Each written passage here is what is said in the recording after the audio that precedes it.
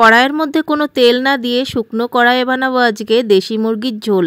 দেশি মুরগির ঝোল এইভাবে একবার বানিয়ে দেখো, দারুণ লাগে। তাহলে চলো রেসিপিটা শুরু করা যাক। নমস্কার বন্ধুরা, সবাই কেমন আছো?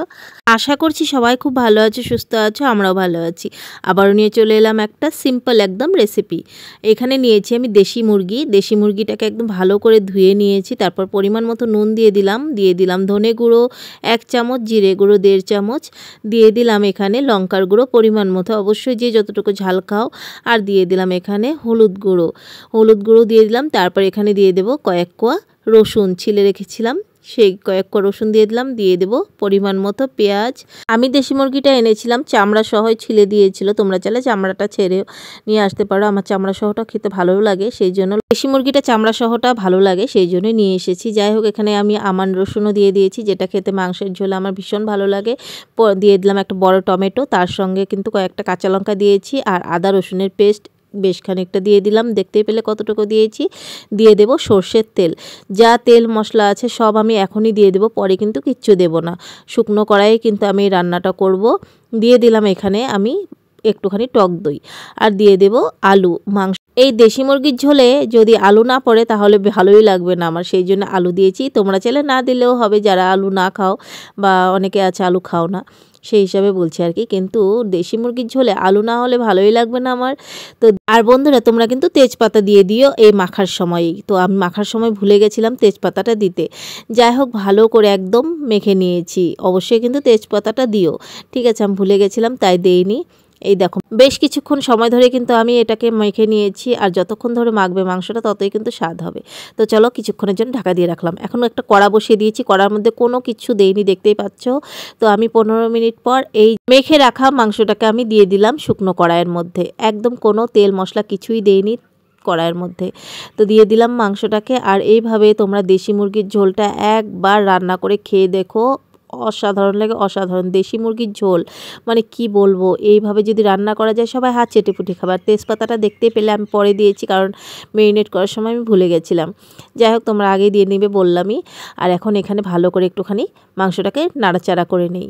সত্যি বলছি বন্ধুরা, এই যে দেশি মুরগির ঝোলটা একদম সিম্পল, এইভাবে রান্না করলে তোমাদেরও সুবিধা হবে রান্না করতে, ঝটপট রান্নাও হয়ে যাবে। আর আজকাল তো সবাই ব্যস্ত থাকে, সেই জন্য কিন্তু যদি মেরিনেট করে রেখে দিয়ে রান্না করা যায়, ঢাকা দিয়ে দিয়ে আমরা কিন্তু অনেক কাজও করতে পারি, তাই না? একদম সিম্পল, একদম খেতেও অসাধারণ লাগে।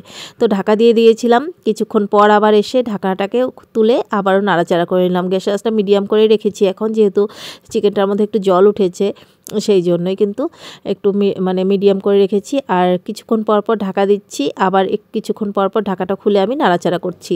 আর ঢাকা দিয়ে দিয়ে কিন্তু কিছু কাজও করতে পারছি আমি।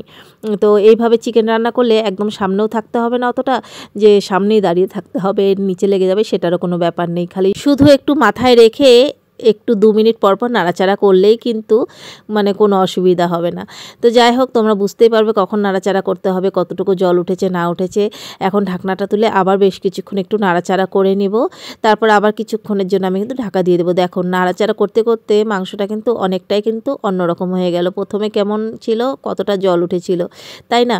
তো দেখো কতটা কিন্তু জল কমেও গেছে, আর কালারটাও আলাদা হয়ে গেছে।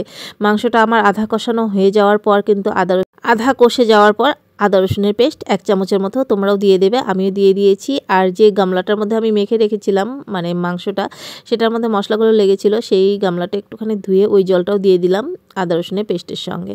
তো এইভাবে আদা রসুনের পেস্টটা তোমরা যদি একটু আধা কষে যাওয়ার পর দাও, অন্য রকম লাগে।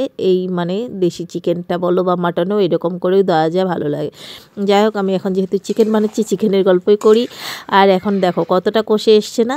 আর আদা রসুনটা দেওয়ার পর কিন্তু ভালো করে কষে নিতে হবে, নইলেই ওই কাঁচা গন্ধ, আর কাঁচা গন্ধ হলে একদমই ভালো লাগবে না। সেই জন্য গ্যাসের আঁচটা যদি কম করে আমরা এই চিকেনটা রান্না করি, যেহেতু দেশি মুরগি, সেই জন্যই বলছি আর কি।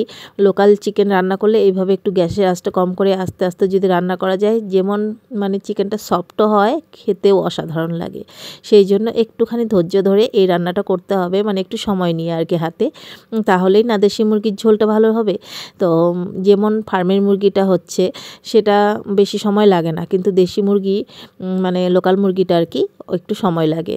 তো যাই হোক, কথা বলতে বলতে এখানে কিন্তু অনেকটাই কষে এসছে, আর আমি কিন্তু অনেকবার ঢাকা দিয়ে দিয়েছিলাম, অনেকবার কিন্তু উঠিয়ে উঠিয়ে নাড়াচাড়া করেছি তোমরা দেখতে। আর এইভাবে যদি দেশি মুরগিটা রান্না করা যায় না, একদমই শক্ত হবে না আর খেতেও লাগবে দারুণ। গ্যাসের আঁচ কম করে যদি রান্নাটা করা যায়, সেই রান্নাটা স্বাদটাই অন্যরকম হয়। একদম ভালো করে কষিয়ে নিয়েছি, একদম সুন্দর করে তেল ভেসে উঠেছে। ভালো করে কষানো হওয়ার পরেই কিন্তু আমি মানে ঝোলের যে জলটা সেটা দিয়ে দিলাম।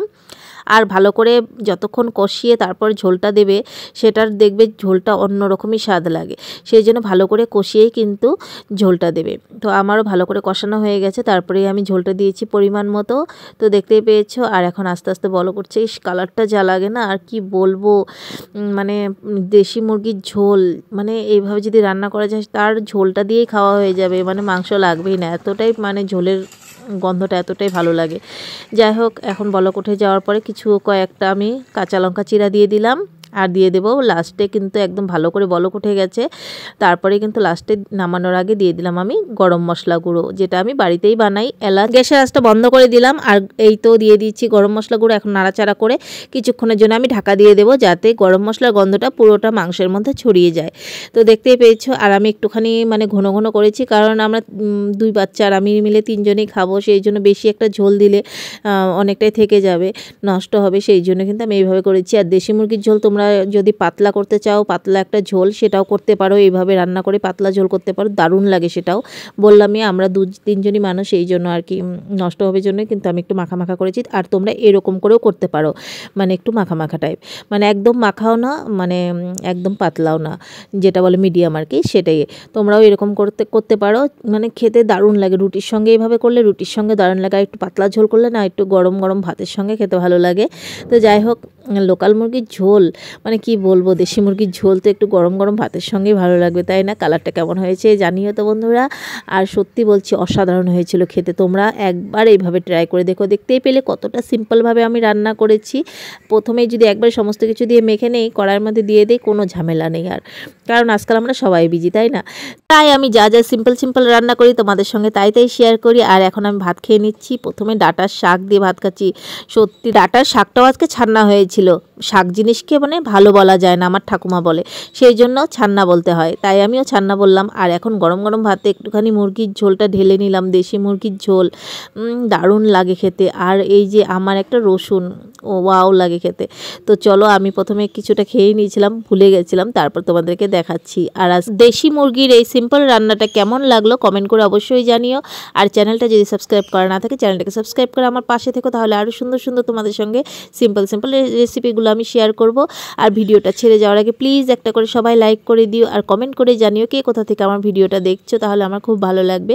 আর ফেসবুক পেজ থেকে যদি ভিডিওটা কেউ দেখে থাকো, প্লিজ লাইক আর কমেন্টে অবশ্যই করো। আর ভিডিওটা ভালো লাগলে শেয়ার করে দিও তোমাদের আপনজনদের কাছে। তাহলে চলো, আজকের মতো সবাইকে টাটা।